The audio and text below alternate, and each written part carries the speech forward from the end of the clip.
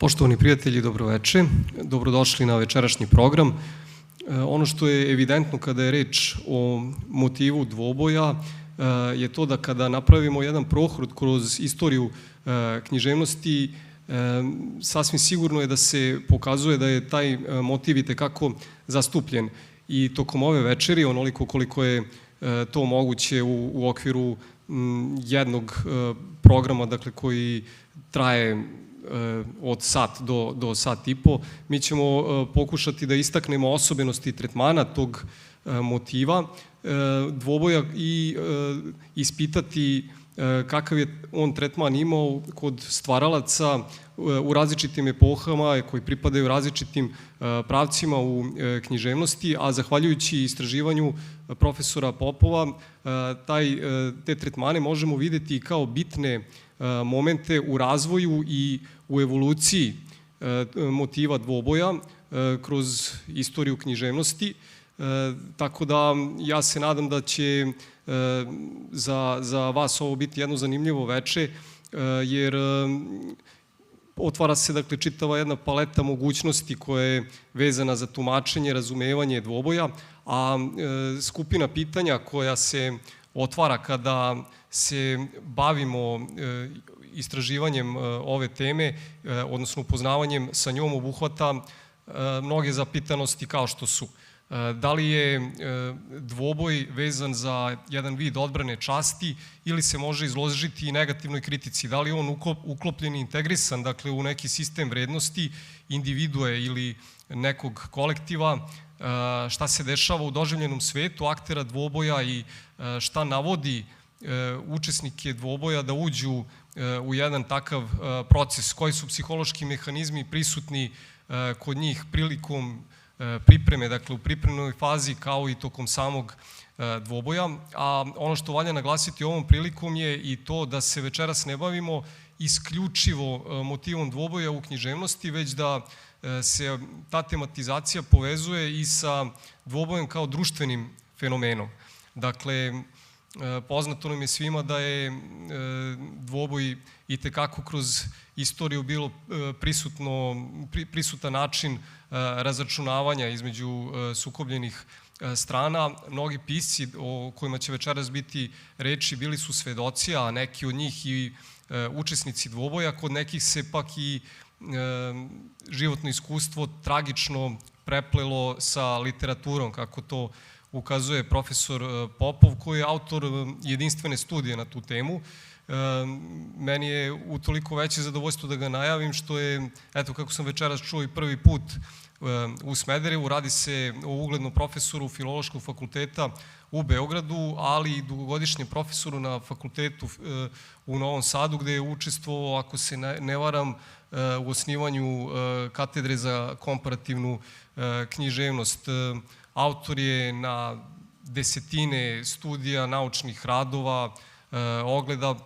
Praktično bi vam trebalo da polovinu vremena koju imamo na raspolaganju posvetimo samo da bismo nabrajali njegova dela. U svakom slučaju, profesore, dobrodošli. Drago mi je da ste večeras sa nama. I ovaj razgovor bismo mogli da počnemo pitanjem šta je to zapravo bila provokacija ili šta je izazov čoveku koji živi u današnjem vremenu da se posveti tematizaciji dvoboja. U čemu vi vidite tu nezaobilaznost dvoboja kao motiva kome se valja posvetiti i naučna, stručna pažnja pored nekog interesovanja koje dolazi od nekoga ko se bavi književnošću, koje voli, ko čita, ko piše? Dobroveče, zahvaljujem pre svega na pozivu, na prilici da govorimo o ovoj lepoj sali, u ovom prijatnom ambijentu i u Smederevu, gde zaista prvi put gostujem. Mislim da je moje bavljenje ovom temom već možda pomalo i stvar neke prošlosti. Ja sam ovu knjigu pisao pre 10 godina. Ona je objavljena 2012. u izdanju Akademske knjige u Novom Sadu. Ali tema je neiscrpna i posle toga sam imao više puta priliku da mi se ljudi javljaju,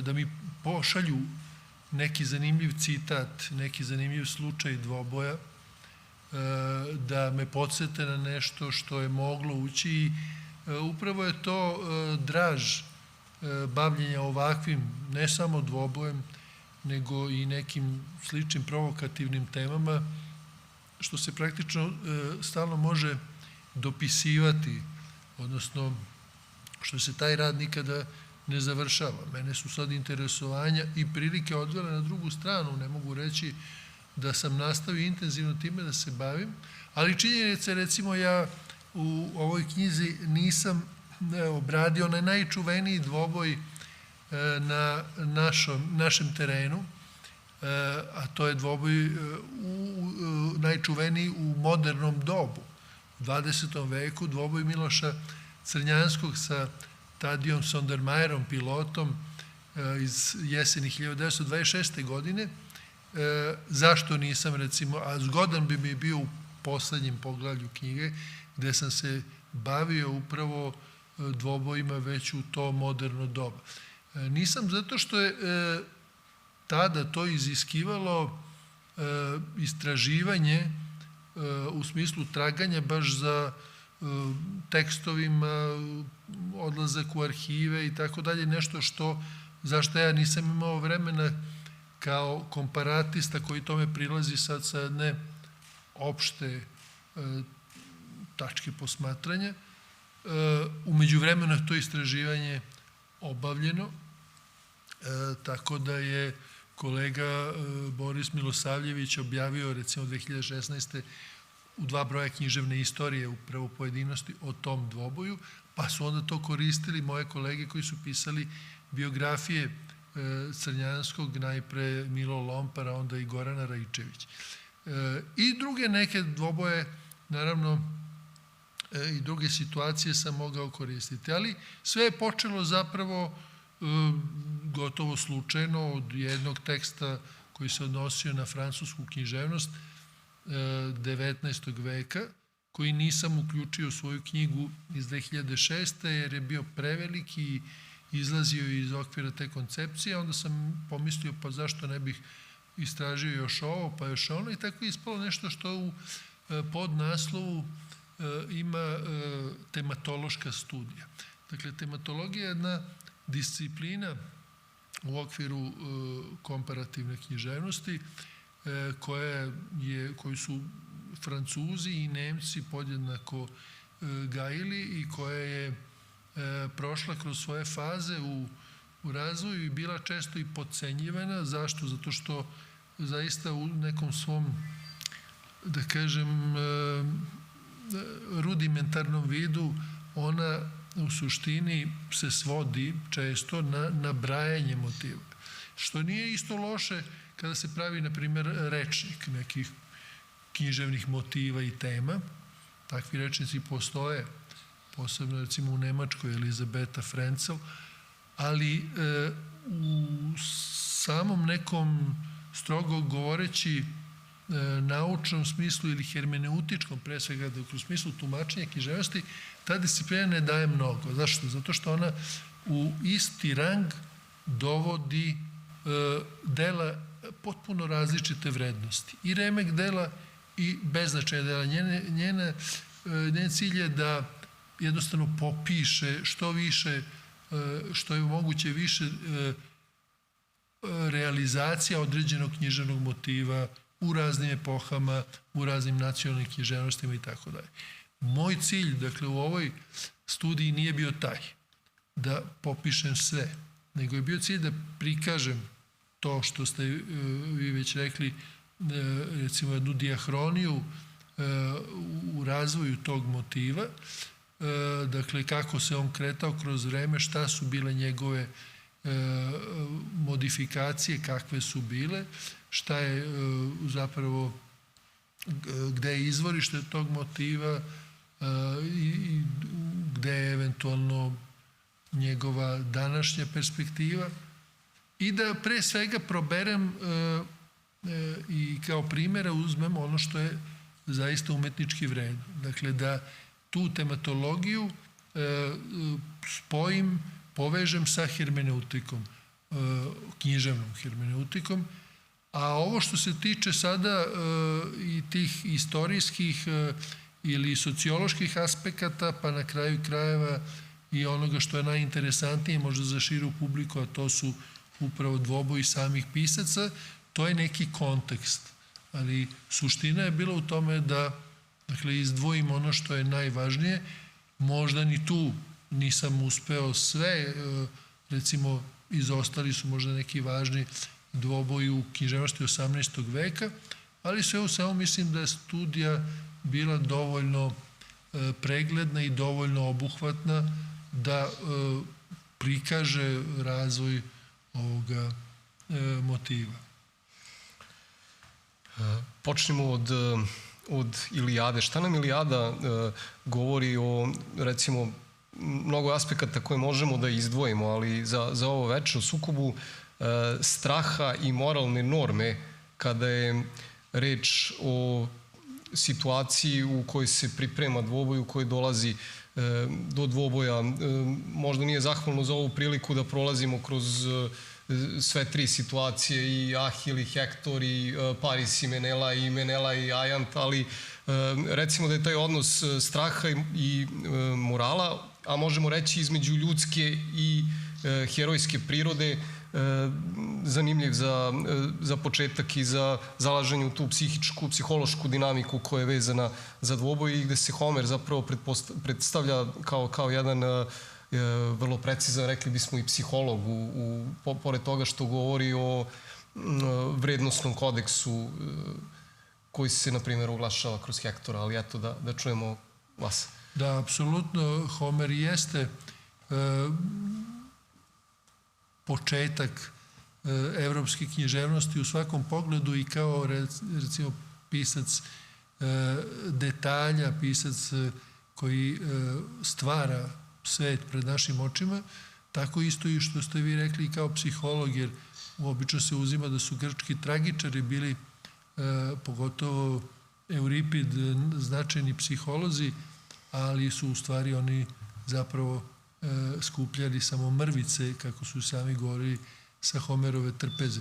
Homerovi dvoboji, vi ste ih pomenuli sada, su pre svega karakteristični epski dvoboj.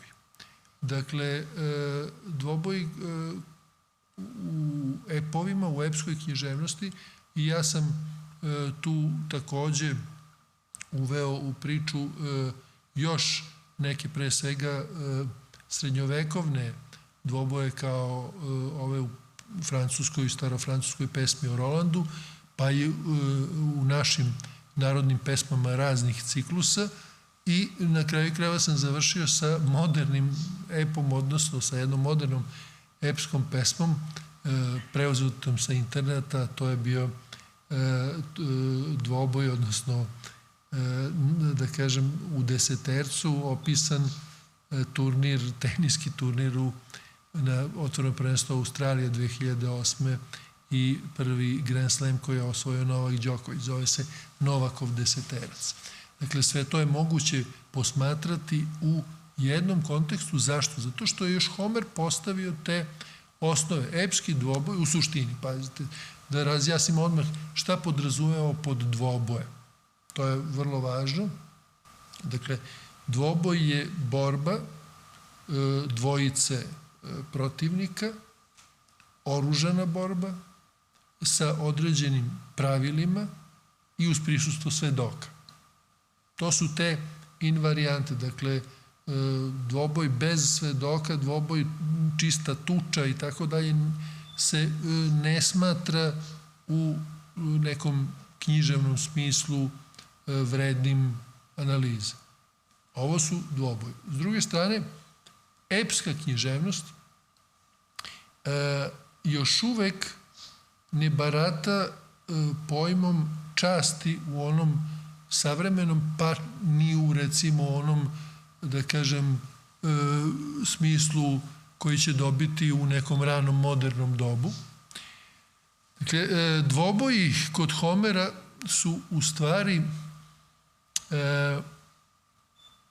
sinekdohija, to znači deo za celinu, to znači usitnjavanje zapravo bitaka. Rešava se sudbina bitke između dva kolektiva kroz pojedinačne akcije.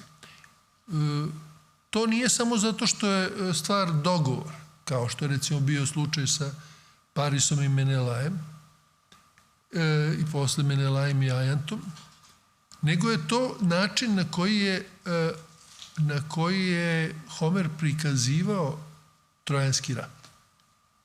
Dakle, on je Trojanski rat prikazivao pre svega kroz individualne okršaje. I tu je dolazio do izražaja taj njegov homerski realizam. Tu su opisani i oružje i oprema, jer u tom u obradi motiva dvoboja mi imamo elemente sastavne gde naravno nisu uvek svi zastupljeni, ali to je pre svega izazov, to je dogovor o propozicijama, to je priprema za dvoboj koja uključuje oblačenje, naoružavanje i tako dalje. Onda je to opis borilišta, opis samoga dvoboja, to je onda opis na kraju krajeva posledica tog dvoboja. Ne mora biti sve uvek prikazano. Ali ono što je recimo kod Homera jako bitno, to su prikazi oružja, opreme i posebno ponašanje junaka. To je ono gde vi vidite sada i da se najveći junaci uplašaju. To je ono što se inače zove Homerovim humanizmom, odnosno humanošću kod Homera. Pa čak u tom ratničkom epu, u toj Ilijadi zapravo imamo jednu antiratnu poruku. O tome je briljantno pisala jedna naučnica, književnica francuska, jevrejskog porekla i tragično završila za vreme rata, Simone Weil, koja je pisala o Homeru o Ilijadi kao pesmi o sili. Pri čemu nije smatrala, dakle, Homera kao nekog ko veliča silu, nego kao nekoga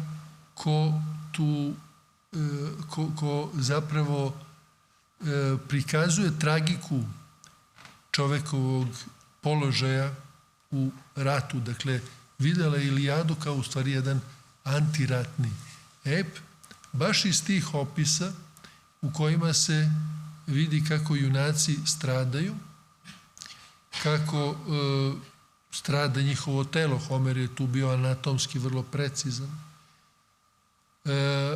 Ili kako bivaju, na primer, degradirani, poniženi. Pa čak, eto, jedan Hektor koji je najveći trojanski junak, mora u nekom trenutku prosto da beži pred Ahilejem, a onda se to opisuje kao, recimo, kad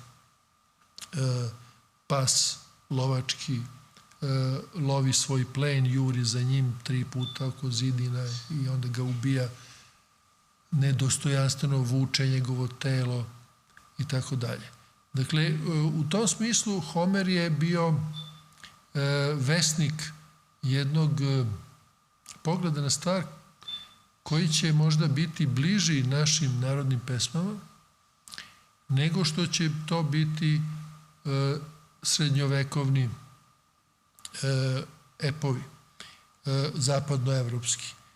I evo, ako hoćete da malo pređem i na to, mogu odmah da napravim tu distinkciju do koje vrlo držim između, na primjer, pesme o Rolandu i naših narodnih pesama, recimo Marko Kraljević i Musa Kesedžija ili Banović Strahnja. Naime, u pesmi o Rolandu mi imamo opevan jedan tragičan trenutak iz karolinškog doba, dakle doba Karla Velikog, koji je sa svojom vojskom ratovao u današnjoj Španiji, na Pirinejskom poluostrvu, protiv Mavara, Varapa, Saracena. I onda, vraćajući se iz tog pohoda, oni su bili uhvaćeni u zamku, odnosno zaštitnica je bila uhvaćena u zamku u klancu Roncevaux, gde je stradao čuveni junak Roland, odnosno Roland. Kriv je bio izvesni Ganelon, koji je bio izdajnik, otprilike on je imao taj status kao Vuk Branković, pa i još gori. I njemu je održano suđenje. Sad, tu je na sceni bio takozvani sudski dvoboj. To je možda i najstarija forma dvoboja, u stvari srednjovekovna forma, gde su se stvari rešavale uz kraljev pristanak. On je bio glavni sudija, zapravo kao neki recimo onaj koji nadzire nadmetanje. I pravda se u stvari prepuštala u Božje ruke. Smatralo se naime da će Bog sigurno zaštititi onoga ko je pravedan. I tako se i desilo i na ovom dvoboju, posle čega je Ganelon bio kažnjen najsurovije konjima za repove, ali je Karlo Veliki iskoristio tu da se obračuna i sa njegovim istomišljenicima, sa 30 vitezova koji su bili na njegovoj strani, da njih sve pogubi. S druge strane, kada se recimo opisuje ratovanje franačke vojske protiv Saracena, tu vi nemate ono što imate kod Homera. To je ono što je Simone Weil pokazala vrlo dobro, da je za Homera nema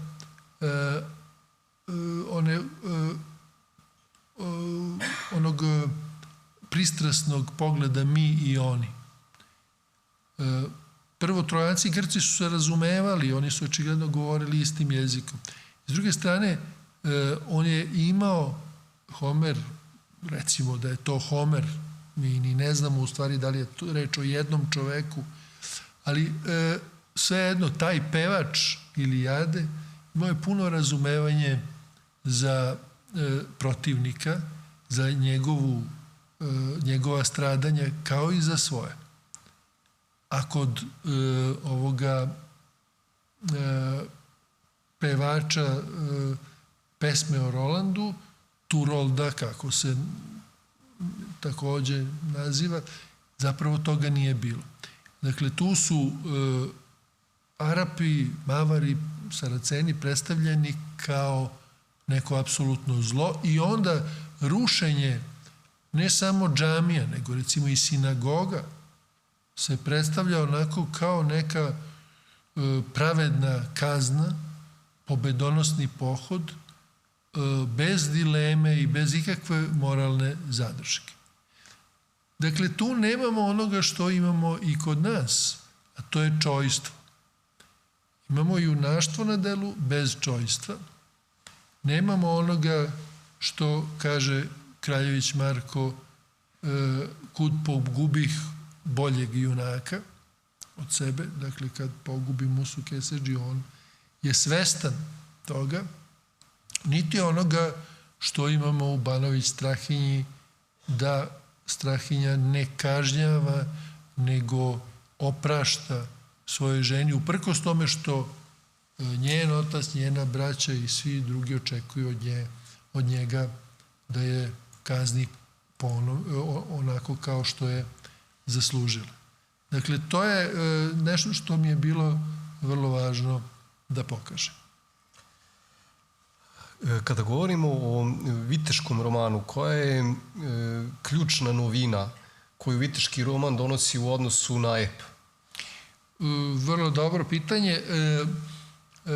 Pre svega, ključna novina se zasniva na razlici između ta dva žanra, odnosno te dve književne vrste. Jer viteški roman je takođe pisan u stihu i kada uzmemo da je recimo vrhunac zapadnoevropskog viteškog romana bio negde već dostignut, bar u Francuskoj, u 12. veku, u romanima Chrétiena de Troyes. To su oni junaci koji su vam poznati, Lancelot, Parsifal, gde se obrađuju, dakle, teme zapravo iz ove legende o Richardu, o krstaškim ratovima, odnosno ratnicima. To nije vremenski mnogo udaljeno od, na primer, pomenutog epa o Rolandu ili, na primer, pesme o Sidu španske. A postoji već vrlo značajna razlika na nivou narativne strukture. Naime, viteški romani su zaista već romani. To nisu ono što Francuzi zovu chanson de geste, jer pesma o Rolandu pripada toj vrsti, a to je pesma o podvizima. Dakle, ono što su kod nas junačke pesme, to je to na francuskom. Dakle, tu više nije u središtu podvig, borba za kolektiv. To su individualni podvizi, podvizi vitezova koji imaju sada jedan sasvim drugačiji cilj proslavljanja. Pre svega je tu ideja proslavljanja imena voljene dame. Dakle, roman kao vrst, suština i razlika u odnosu na ep je to što ima ljubavni sadržaj. Što je u središtu pažnje neka romantična, zato se to i zove zajednički koren. Koren je u stvari u reči, jer je pisano na narodnom jeziku. Ali pre svega, dakle, ljubav i ta obožavana dama. Sad, te dame, međutim, nisu bile predmet neke ostvarljive želje. To su najčešće bile nedostižne dame, kao što će posle u parodiji tog romana kod Don Quixota biti ta njegova Dulcinea, koju on izmišlja, u stvari, to je neka seljančica, ali njemu je potrebna dama prosto da bi bio vitez kao iz romana. A u romanu su tu vitezovi koji uzimaju za predmet obožavanja često udatu ženu, i to ženu svog sizerena, dakle svog gospodara. I to je slučaj i sa Lancelotom i sa Ginevrom, to je slučaj sa, recimo, Tristanom i Izoldom. Sad, u ta dva slučaja, međutim, imamo i zaista realizaciju te ljubavi, odnosno njeno fizičko ostvarenje, ali je to onda prestup, koji naravno se tragično završava. I kad čitamo, recimo, kod Dantea u njegovoj božanstvenoj komediji, tamo u paklu imamo jedan par, Paolo i Francesca. Dakle, to je, oni su zapravo Dever i Snaja i eto, poklekli su i zbližili se nedozvoljeno, čitajući upravo viteški roman o Lancelotu. To je onda bilo, eto, znači 13. vek, 12. to je bilo praktično nešto savremeno. I kad čitate onda taj, recimo danas mi imamo u prevodu Kolje Mićevića 2 romana Chrétiena de Troyes, i Parsifala i Lancelota. Kad čitate Lancelota, tačno vidite šta je ovo dvoje moglo da navede na taj greh, zbog kojih ne samo da su stradali na ovoj zemlji, nego su završili u paklu.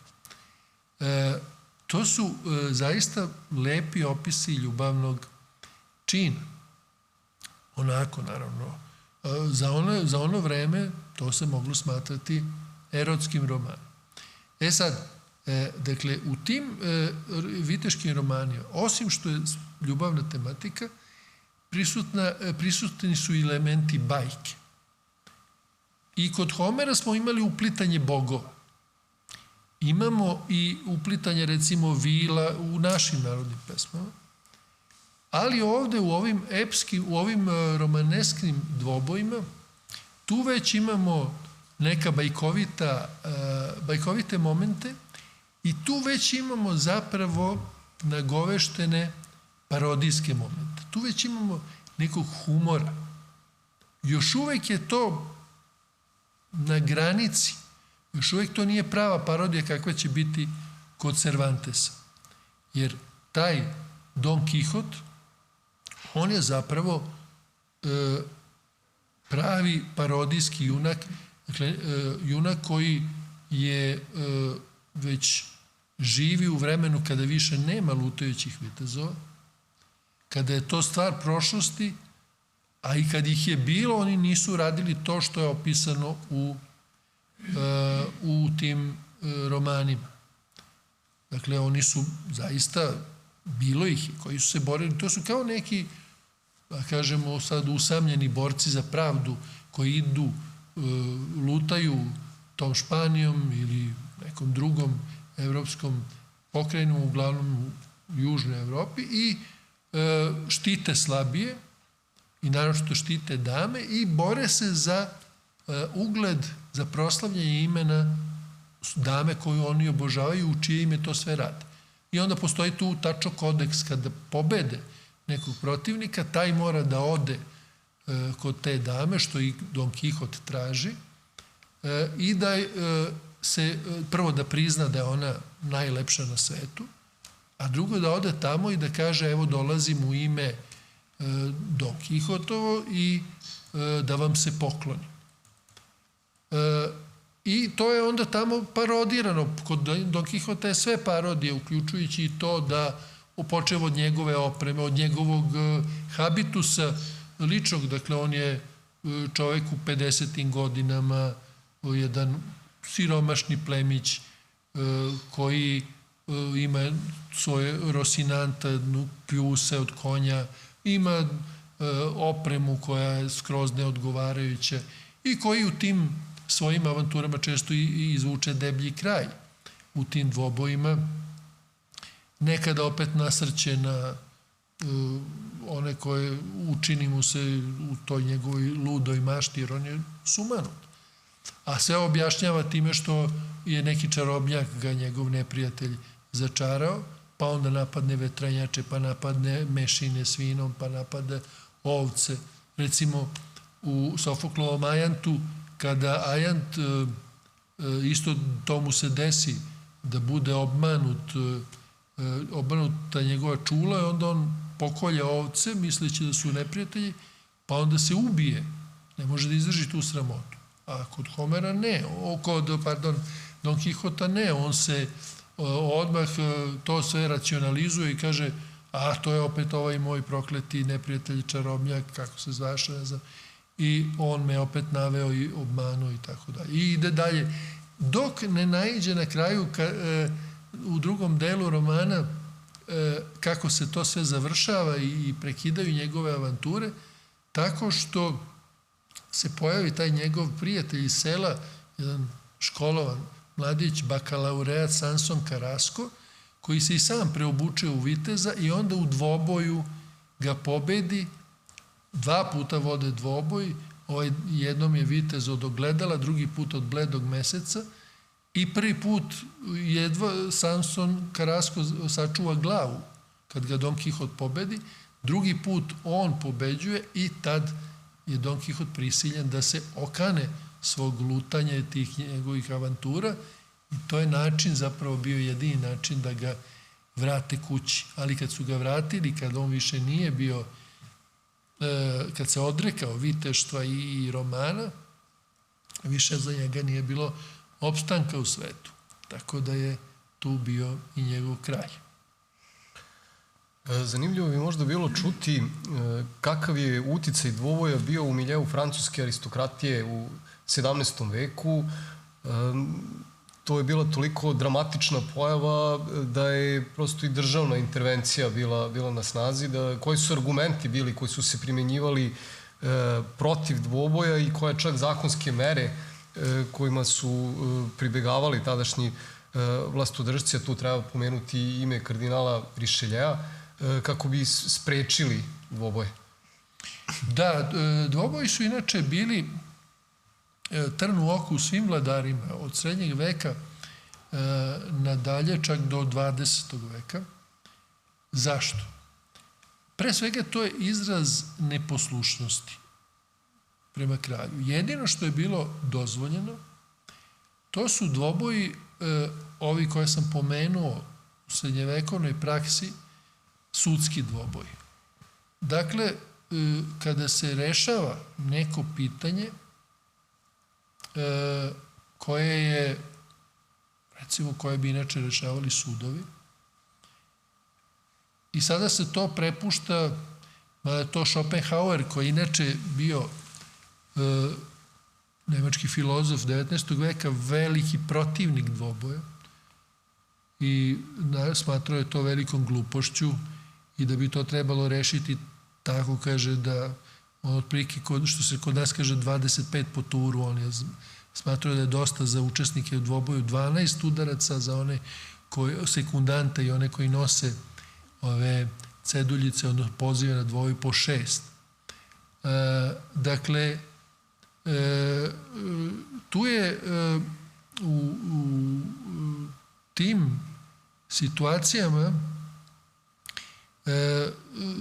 su kraljevi bili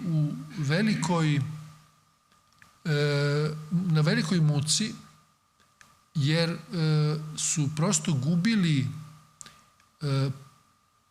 značajan deo svog plemstva. Procenjuje se da su na početku 17. veka, recimo u Francuskoj, po 400 plemića godišnje je stradalo u dvoboju.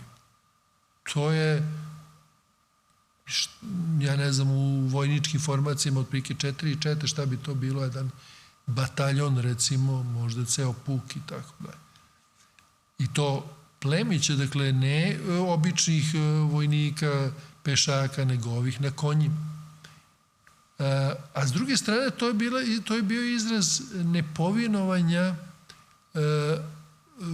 kraljevskoj pravdi. Jedino je bilo, kažem, dozvoljeno to kada kralj sam odredi da je to način da se dođe do pravde, kao što je bilo, recimo, kod nas nije bilo primenjivano to u Dušanovom zakoniku, nego je bilo primenjivano nešto drugo, to je jedna vrsta koja takođe dolaženje u pravdu, takozvana ordalija, odnosno se to kod nas zvalo kotao.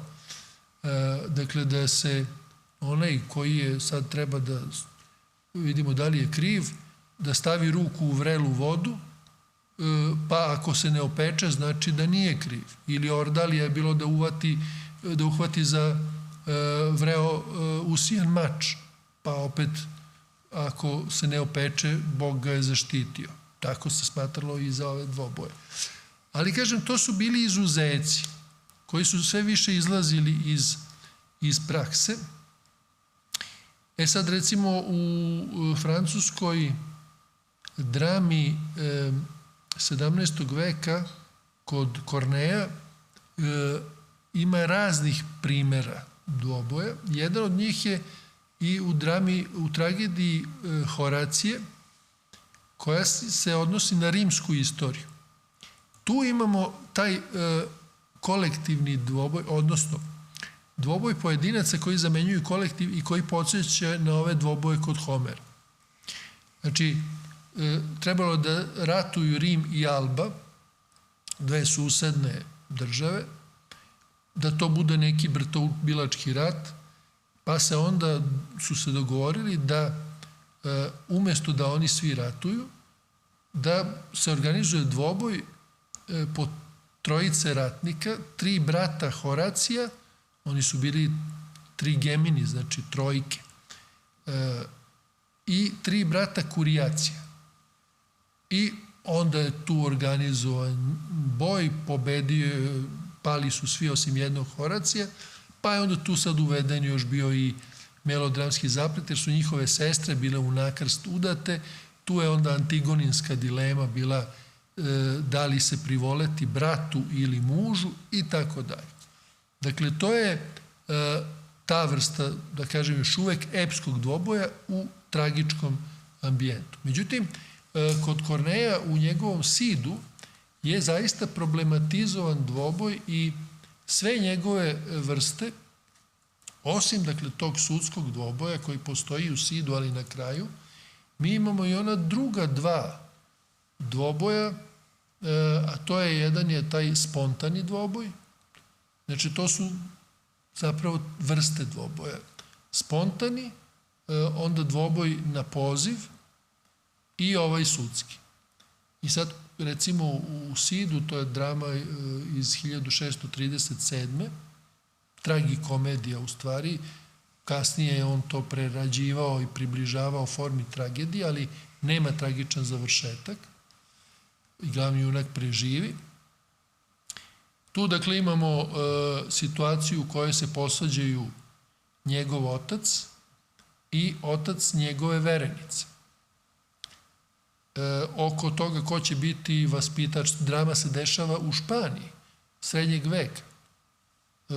Dakle, pozajmljeno je iz španske tradicije, zato se zove Cid. Cid, opet na arapskom, znači gospodar, to je naziv koji je taj Rodrigo, junak, dobio kad je porazio Mavar i zarobio 2 njihova kralja. Ali ovdje ga vidimo u mladim godinama, kad tek postaje ratnik. Šta se dešava? Njegov otac i otac njegove verenice posvađaju se oko toga ko će biti vaspitač kraljevog sina, infanta, i ovaj mlađi i snažniji u tom trenutku, Himenin, otac grof Gormaz, mu opali šamar. To je taj dvoboj na mah, odnosno spontan. Sad ovaj trgne mač Don Diego, Rodrigov otac, ali ne može, onemoćao je, starac je već i bivao sramoćen. I sad mora sin da spere njegovu sramotu, porodični interes, i onda on to traži od Rodriga i Rodrigo sad zaista izaziva Gormaza, svog nesuđenog tasta, na dvoboj. To je ono klasično, recimo, obično je to išlo sa takozvani kartel, ceduljica koja se pošalje. Ovde je on došao sam i rekao, grofe, da ti nešto kažem. I izazove ga na dvoboj i sad oni idu, to se dešava iza scene, naravno, da se obračunaju i tu Rodrigo ubija Gormaza i sad opet dolazimo do te situacije sukoba ljubavi i dužnosti, odnosno te ljubavi prema porodici i ljubavi prema devojci, odnosno mladiću. Himena traži pravdu od kralja, pa se to razrešava tako, kralj dosuđuje pravdu time što će sad Rodrigo da se bori na dvoboju, sada ovog puta sudskom, autorizovanom dvoboju, sa, ne može sa Himenom, naravno, nego sa vitezom Don Sančom, koji je njen zastupnik. Ali tu kralj postavlja ograničenje. Tu se vidi kod Korneja zapravo, on govori o španskoj istoriji nekog 11. veka, a u stvari ta drama već uspostavlja, to je drama koja je napisana u vreme kada se u Francuskoj uspostavlja apsolutistička monarhija. Kada se savladavaju otpori tih starovremskih feudalaca, kakav je recimo taj Gormaz, on se tamo i pokazuje kao neposlušan, njihovi poslednji otpori se tu slamaju. To radi Richelieu. u ime Luja XIII. To još nije Luj XIV, to je Luj XIII. I Kornej, opisujući taj moment u španskoj istoriji, zapravo govori o svom vremenu. I zato je tu kralj Don Fernando prikazan kao autoritet koji sad kaže, dobro, običaj je takav i Jimena ima pravo da traži pravdu, ali samo jednom. Jer inače, pravilo je bilo ovako. Ako taj Rodrigo pobedi, recimo Don Sancha, onda bi mogao se pojavi neki drugi njen zastupnik koji bi se borio. Pa tako u nedogled, dok njih ima ili dok ovaj ne padne. On je rekao, ne može. Jedan sam. A ti zastupnici su opet imali pravo da se njome ožene ako bi pobedili. Pravo na njenu ruku. Sad ona u stvari voli Rodriga, ali mora da osveti oca. I u stvari priželjkuje da izgubi onaj koji je zastupa, što opet dovodi do degradacije njenog lika. I tako, to je priča zanimljiva i to daje tu tragikomičnu notu, na kraju krajeva i taj završetak gde Rodrigo ne ubija Sancha, oprašta mu život, ali pobeđuje i dobija njenu ruku, s tim što je to ostavljeno godinu dana da ona prežali svoga oca. Prelazimo u Rusiju. Ko su bili u Rusiji breteri koji su nam izuzetno značajni za ovu temu? Kako je bilo njihovo shvatanje časti i šta su oni videli u dvoboju? Dakle, šta ih je vuklo na Megdan?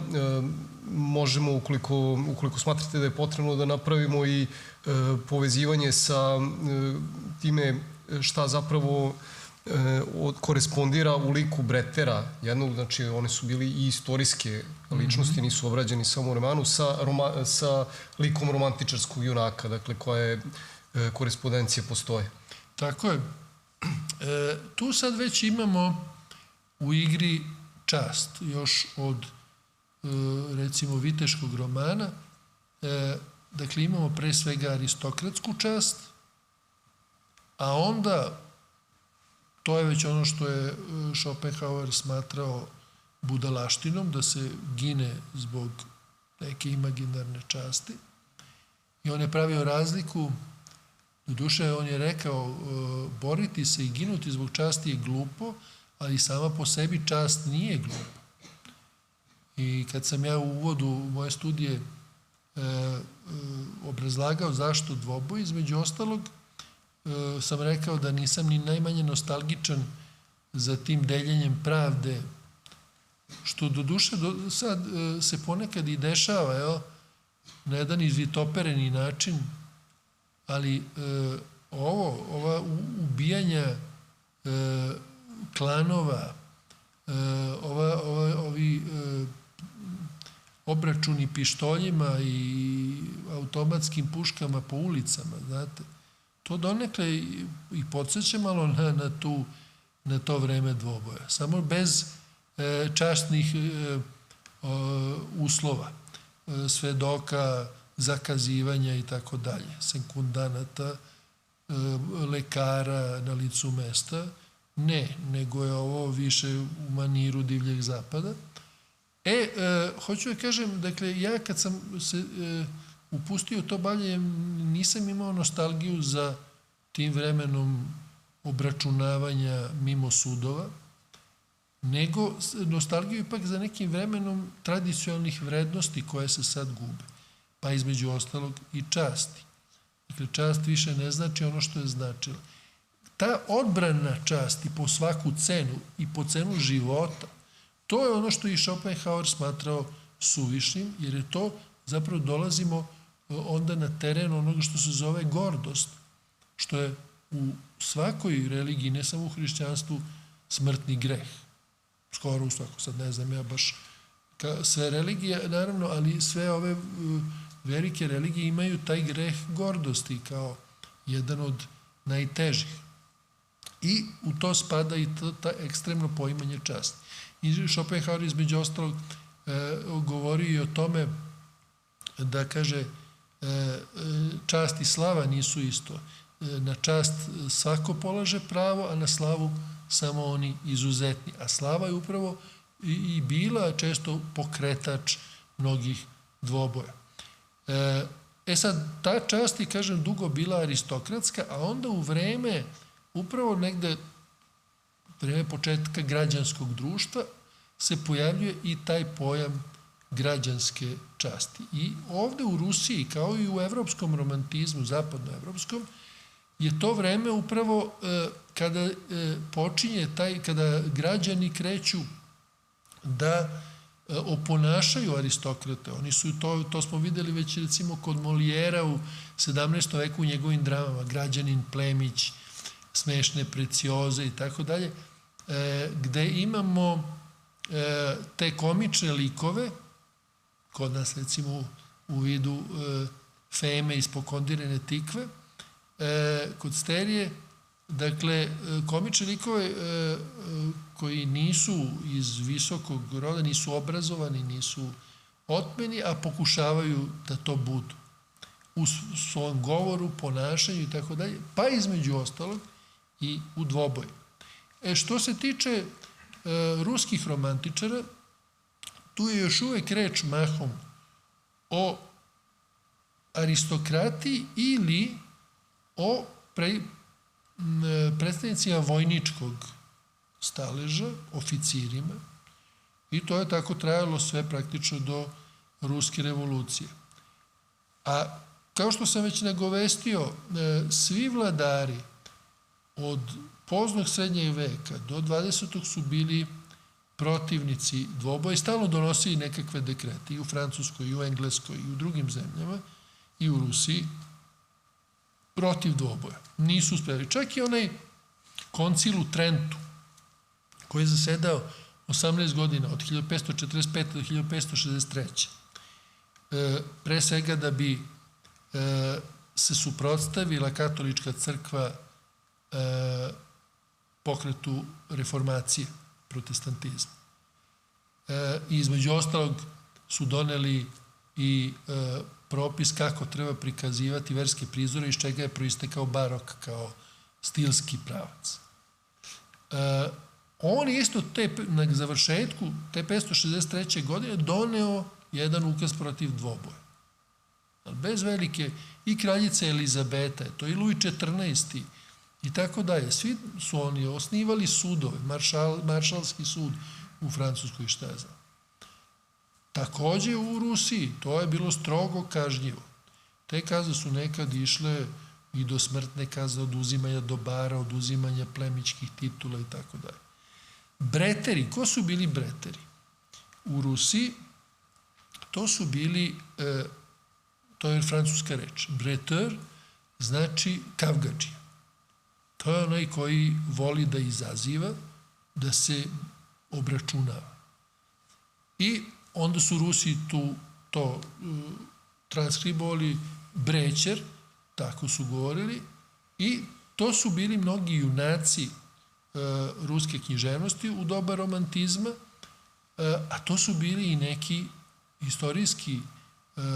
istorijske ličnosti, između ostalih i pisci. Jedan od najpoznatijih bio je sam Puškin. Puškin koji je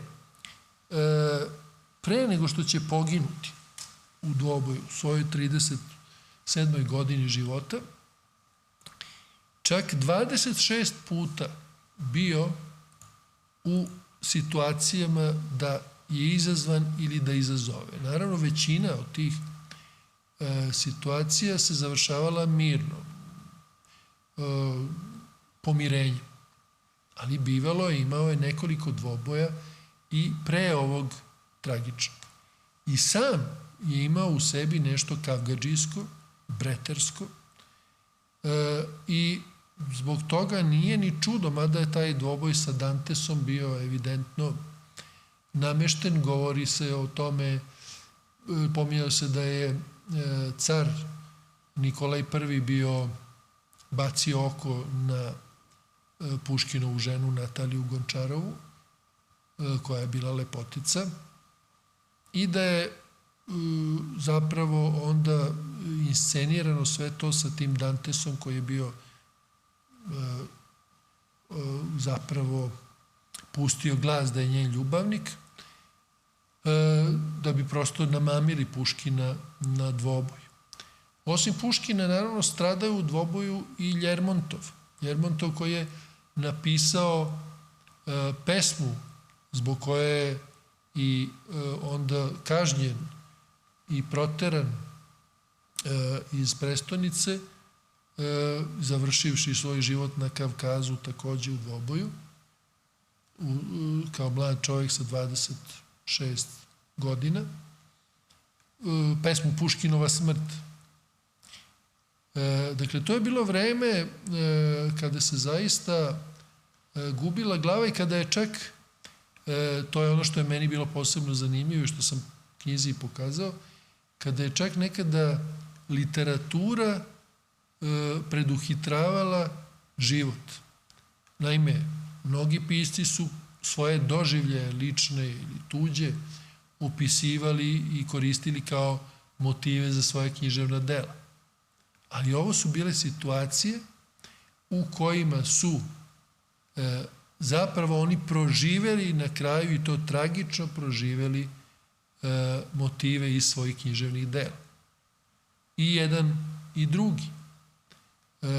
I to na način koji su prethodno opisali, jer dvoboje imao te svoje konvencije i imao je prosto neku, da kažem, neminovnu logiku odvijanja koja se onda podudarala i u životu i u književnosti. Naravno, jedan i drugi su u svoje najvažnije dela ugradili prvo dvoboje. Kao što je kod Puškina to dvoboj između Lenskog i Onjegina u Evgeniju Onjeginu, tako imamo i Pečorinov dvoboj u Junaku našeg doba. I u drugim delima njihovim postoje dvoboji, ali ono što je bitno i što će i kod nekih drugih pisaca, kod Gribojedova, recimo, on o tome govori, opisuje, a to se vidi kasnije i, na primjer, kod Tolstoja u Ratu i miru, postoji taj fenomen. To je fenomen koji je zaista već fenomen našega doba, ili da kažemo modernog doba, mehanizma dvoboja. To je neki čudesan i u stvari monstruozan mehanizam koji se preneo iz tog aristokratskog sveta u ovaj građanski, možda čak još i više. Dakle, kad jednom to krene da se odvije, a bude neki banalan, potpuno banalan povod, i povod zbog kojeg se sporečkaju prijatelji, kao što je u Onjeginu. Eto, Onjegin je bio u tom trenutku mrzovoljan, otišao je na taj imendan Olge Larine, gde mu se nije išlo. I onda je tako čisto iz neke svoje obesti počeo da s njom flertuje. A Lenski, onako prava jedna sentimentalna dušica, zaljubljena, onda plane i izazove ga na dvoboj. Banalni povodi, dakle. I međutim, koji dovedu do tragičnog ishoda, jer kad jednom se taj, kao kad pustite neku mašinu da radi i ne možete to više da zaustavite. Tako i ovo. Jednom kad krene, odjednom do jučerašnji prijatelj do pre sat vremena postaje neprijatelj, vi njega ne mrzite, ali gledate na njega drugim očima, kao kad gledate životinju kroz durbin lovačke puške i vi više ne gledate u njoj živo biće, gledate pokretnu metu. Tako i oni se odnose jedan prema drugom i često je tu bilo tragičnih ishoda, a kad ih ne bude, onda su oni posle toga bili jako srećni i zadovoljni što do takvog ishoda nije došlo. To je, recimo, moglo se dogodi, na primer, između dva velika takođe pisca, Turgenjeva i Tolstoja. I to ćemo ostaviti, pretpostavljam da ste spremili i pitanje o tome, jer tu postoji jedan zaista prelomni moment upravo između romantizma i realizma. Hoću da kažem, dakle, da je ovde u razdoblju romantizma još uvek vladao taj odnos preziranja smrti i da je to dovodilo i do tako velikog broja dvoboja i žrtava, čak i evo tako poznatih i značajnih ljudi u tim besmislenim bojevima, duelima, gde zapravo zaista ne može da se kaže. Tu je recimo interesantno jedna tehnička okolnost. Ono što takođe treba reći u odnosu na dvoboje srednjeg veka ili ovog, da kažem, 17. veka, koji su se vodili uglavnom mačevima. Bilo je naravno dvoboje u ovim epovima i kopljima, kod nas topuzima, buzdovanima i raznim drugim oružjima, hladnim oružjem. 19. vek, dakle već u doba romantizma, uvodi na scenu vatreno oružje, odnosno pištolje. Nikako revolvere, nego pištolje. I to je nešto što predstavlja demokratizaciju dvoboja. U smislu da sada čak i onaj ko je fizički inferioran može relativno ravnopravno da učestvuje u dvoboju. Ranije to nije bio slučaj. Isto tako za dvoboje je karakteristično da se nisu mogli voditi između ljudi nejednakih po društvenom položaju. Dakle, plemići i građani se nisu mogli tući u dvoboju, recimo gospodari i sluge i tako dalje. To je bilo isključeno. Ali sada je došlo do neke demokratizacije, pa i na tom polju su se stvari poremetile. Ali ono što je bilo, kažem, suštinski, to je da je taj pištolj doneo neku novinu, ali je doneo, Boga mi, i zavisno od uslova koji se dogovore i nekada gotovo neminovno smrtni ishod, kao što je bilo u slučaju kod Puškina. Recimo, vi ste imali jednu, da kažem, tehničku okolnost, odnosno pravilo, kako se dvoboji vrše. Odredi se distanca sa koje kreću jedan prema drugome i odrede se barijere. To znači mesto koje se ne sme prekoračiti. I sad tu je stvar dobrih živaca, hladnokrvnosti, ko će prvi ispaliti svoj hitac. Jer taj koji prvi ispali, ako slučajno promaši, što se najčešće dešavalo, on mora da istrpi onda stojeći metak protivnika. I to tako da priđe do te barijere. I protivnik onda može da sačeka i da priđe do svoje. Znači, što je manji razmak između barijera, a to je bilo nekada, obično, 20 koraka, ako je već 12 koraka, 10, nekada čak 8, to znači praktično da je ishod neminovno smrtan. Jer onaj ko bude poslednji na hicu, taj sa 8 koraka neće promašiti. To je bio slučaj i kod Puškina i on je pogođen u stomak i sad to je, naravno, jedno je literatura, drugo je život. Kod Ljermontova opisano je u Puškinovoj smrti kako on herojski umire zagledan u večnost i tako dalje. Dakle, romantizirana smrt, a u stvarnosti Puškin je od te rane svoje umirao u paklenim bolovima 2 dana i povremeno su se krici čuli na ulici iz njegovog doma od bola koji je trpeo. Dakle, ništa tu romantično nije bilo. Na koji način u ruskoj književnosti onda zgodno je nadovezati se demistifikovana ta predstava o Breteru i na koji način se zapravo raskrstilo sa tom romantičarskom aurom koja je bila prisutna kada je reč o predstavi o dvoboju i učešću u dvoboju?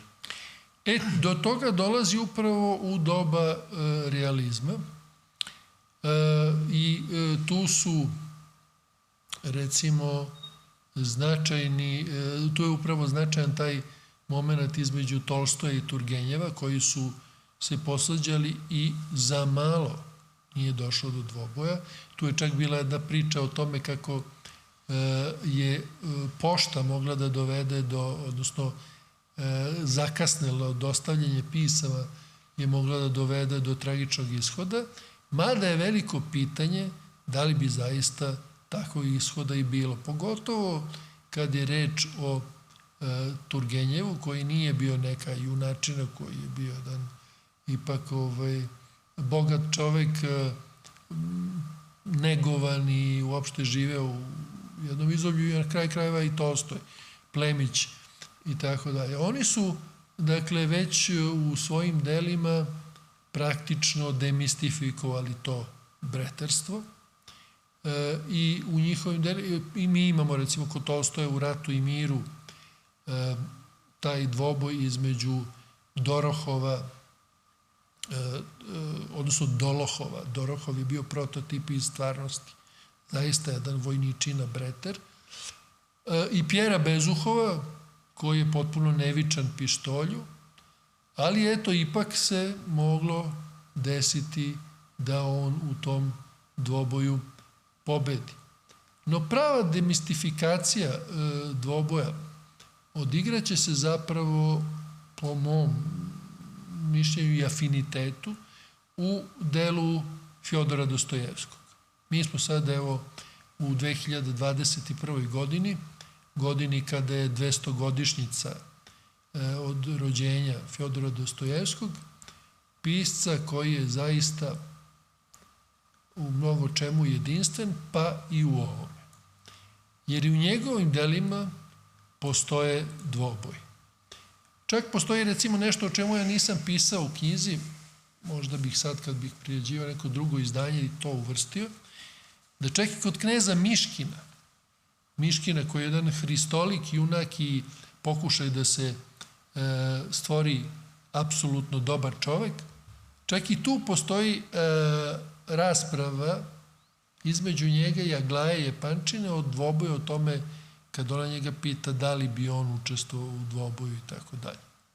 Pa čak ni on to ne odriče sasvim, takvu mogućnost. Ali, ono što je Dostojevski inače postigao u književnosti, a to znači zablaženje u tu psihu, u dubinu duše, preseljenje fokusa, naracije i radnje na psihološki plan, to se odigralo i sa motivom dvoboja.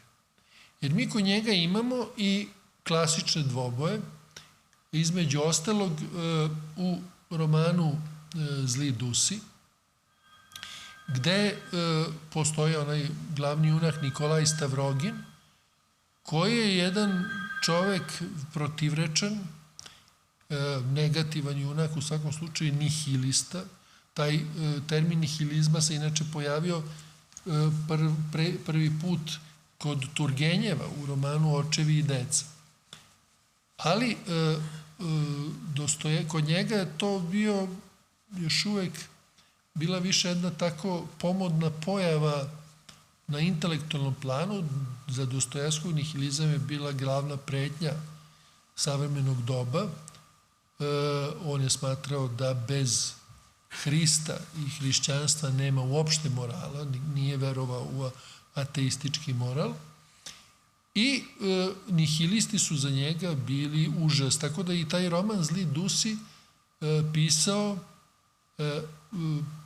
sa jednom neumetničkom, više pamfletskom namerom, po cenu umetničke vrednosti, da napiše roman protiv svih tih koje je smatrao pretnjom za rusko društvo, a to znači radikalnih revolucionara, raznih radikala političkih i naravno protiv nihilizma.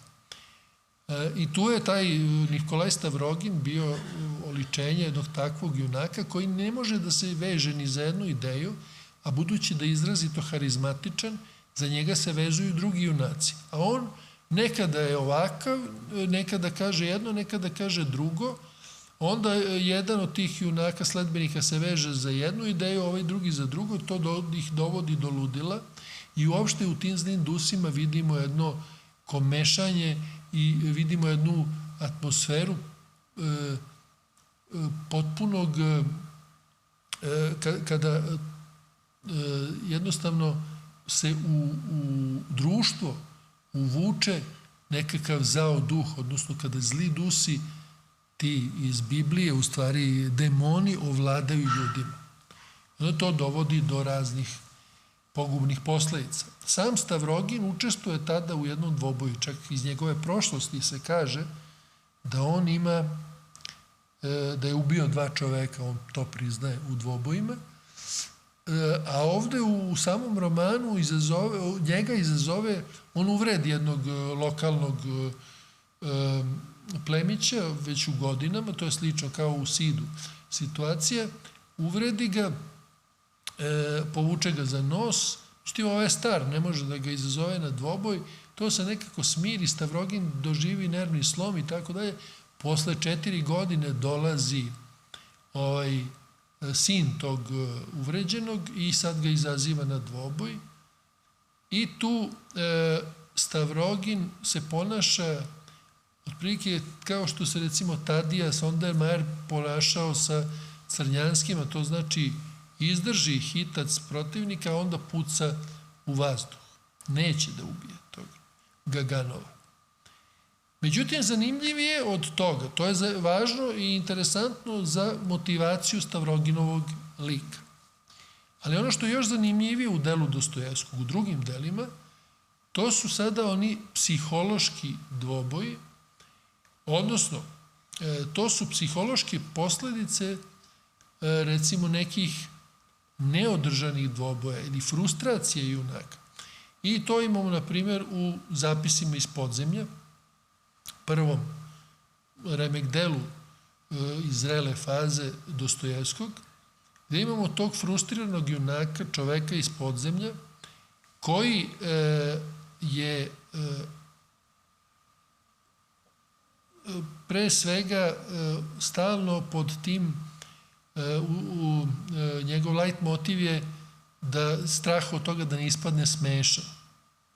A to je inače jedan od ključnih strahova, ta sujeta, to je isto pokretač bio od uvek, ili bar od tog vremena časti, zaštite časti ekstremne. Znači, ako ne izađeš na dvoboj, ćeš smešan, ismejan. I sad taj junak na kraju u jednom trenutku čak dolazi u situaciju prvo da se sudari s nekim oficirom koji ga onako prezrivo odgurne, uopšte ni ne obrati pažnju na njega. Onda on zamišlja, 2 godine se sprema da tog oficira nekako uvredi, da ga izazove na dvoboj. Naravno da od toga ne bude ništa. Jer oficiri nisu obraćali pažnju na takve fićfiriće ili neke tako civile neugledne kakav je bio on. Onda on pokušava isto u jednoj sceni sa svojim školskim drugovima, s kojima inače nikad nisu, i oni to i kaže, nikad me nisu ni cenili ni volili, pa se on s njima nešto posvađa, onda opet nekog Ferfičkina zove na dvoboj. Naravno, ovi to onako ne obraćaju pažnju, da bi on onda kompenzaciju napravio u nekoj vrsti psihološkog dvoboja, najpre sa svojim slugom, Apolonom, gde je opet ispada poražen, jer sluga se ispostavlja kao mentalno jača struktura i kao psihološki nadmoćan, i onda se on iskali na jedinom biću koje je slabije od njega, koje je jedino koje ga voli, koje bi ga moglo voliti, to je prostitutka Liza. I on zapravo na njoj sve svoje frustracije iskali. Sličnu stvar imamo u Krotkoj, remek delu iz već pozne faze Dostojevskog, priča gde se gotovo reprodukuje situacija iz zapisa, samo je sada sve fokusirano upravo na tom odnosu između tog glavnog junaka Zelenaša i njegove žene, mnogo mlađe, 25 godina mlađe, koja je podređena u tom braku i koju on kinji, a ne zna ni zašto. I kinji dotle da ona izvrši samoubistvo. A u stvari, šta i u pozadini stoji? U pozadini stoji njegov društveni debakl. On je u mladosti bio oficir i tu sad postoji jedan neodržani dvoboj, odnosno neki husar je loše govorio o njegovom pretpostavljenom oficiru iz njegovog puka i njegova dužnost je bila da izazove tog husara na dvoboj. A on to nije učinio. I sad je glavno pitanje oko toga da li je to bio strah ili nije strah. Jer to je ono što kaže i Schopenhauer, strah je, kaže, ušao sa građanskim društvom. I u Rusiju je sa Tolstojem i Turgenjevim ušao upravo strah od smrti u celu tu situaciju sa dvobojima. Romantičari se smrti nisu bojali. Ili bar nisu smeli, taj strah nisu dozvoljavali da pokažu.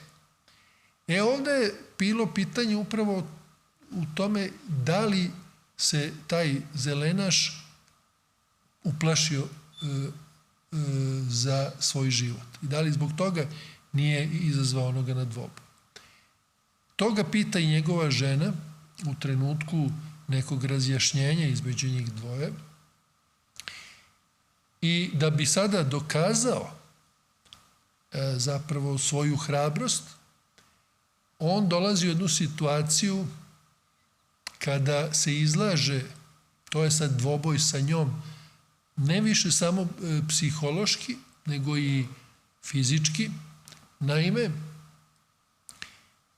on je gotovo gurne u preljubu sa nekim svojim bivšim drugom iz puka, Jefimovićem, s kojim je bio inače u lošim odnosima. Ona tome odoli, njena vrlina odoli, ali on odlazi, prekida taj njihov susret, a ima pištolj u džepu za svaki slučaj. Revolver u stvari. I vraća se s njom kući i leže da spava. Ostavlja taj pištolj na stolu, napunjen. Ona koja je već toliko izmučena i koju je on psihički iznurio, dolazi u jednom trenutku u situaciju da pomisli da ga ubije. I uzima taj pištolj i kreće ka njemu. Prislanja mu na čelo, a on se pravi da spava.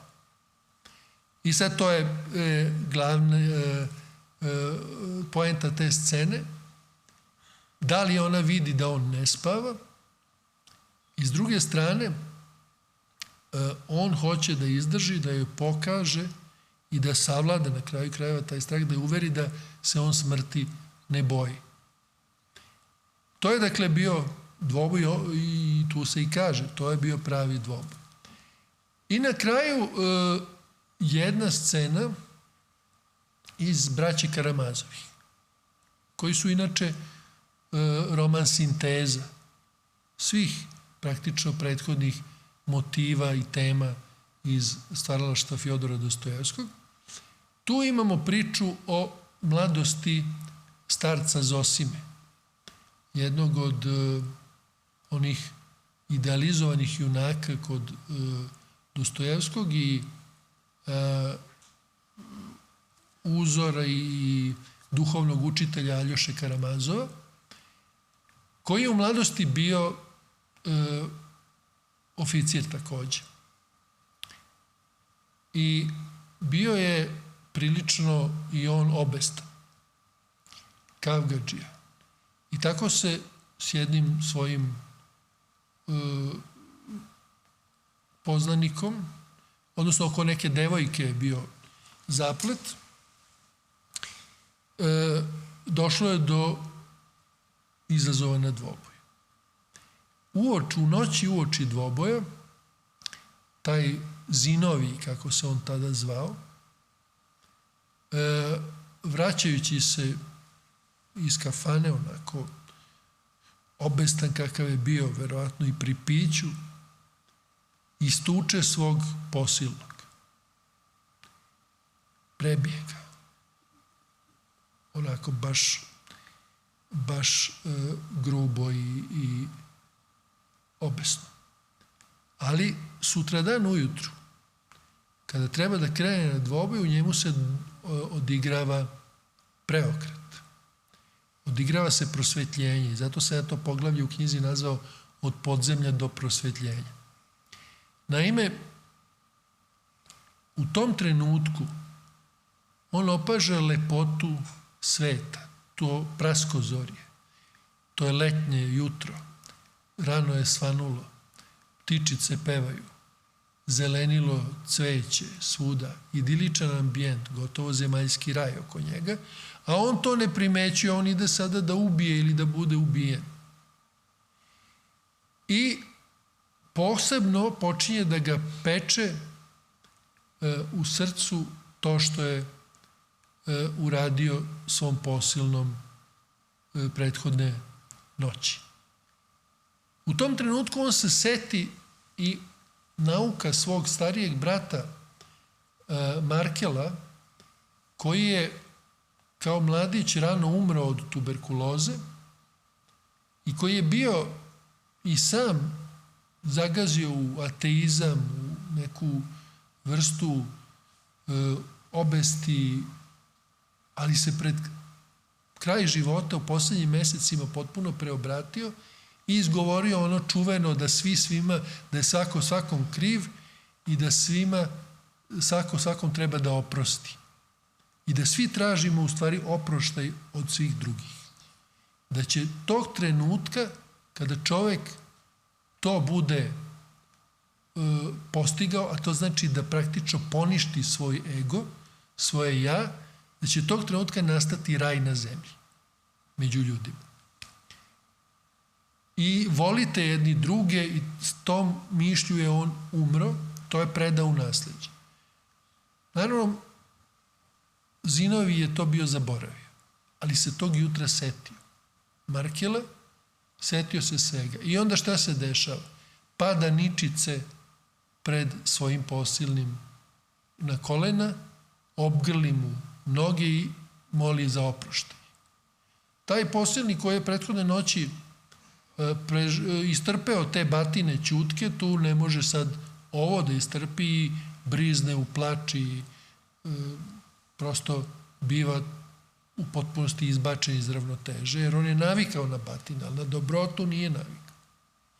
A Zinovi posle toga pročišćen odlazi na taj dvoboj i srećan sav puca u vazduh, pošto je prethodno protivnik pucao u njega i samo ga lako okrznuo, on puca u vazduh, baca taj pištolj i kaže: odlazi, hvala Bogu da nisam ubio čoveka i tako dalje.